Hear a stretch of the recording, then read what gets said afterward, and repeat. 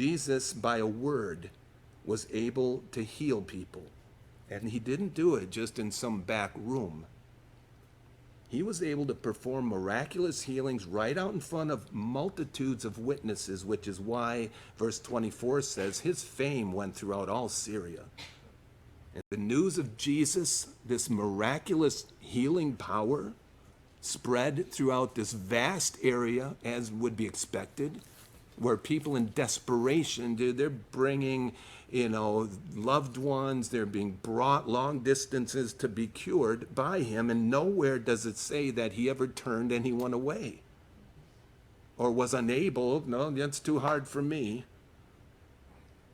Did they bring dead people, somebody with leprosy? And there's no historical evidence to dispute this. That's what's so amazing. I know when I got saved, I started reading this, I'm like, well, didn't people come and say that never happened? It never did. There's no historical evidence that anyone disputed any of the legitimacy. Centuries later, skeptics began to deny, that wasn't true, but not while there were so many eyewitnesses around.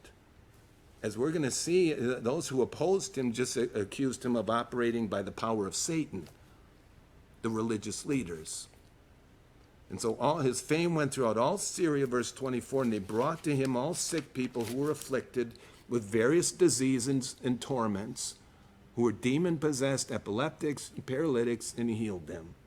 So torments speaks of any condition that is like torture, of which it lists demon possession, epileptics, and paralytics.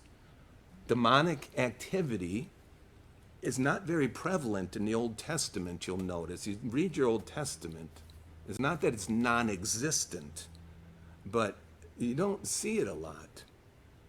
Biblically, what you see is this heightened demonic activity just before the flood, which it doesn't get into a lot of detail, but what it does speak of with the Nephilim and all of that is pretty extreme. Just before the flood, there was a rampant demonic activity. Then, in this New Testament time of Christ's first coming in the apostolic age, you read a lot of interaction with unclean spirits, demons, demon possession, and then once again, heightened demonic activity at the end of the age, the days we're living in.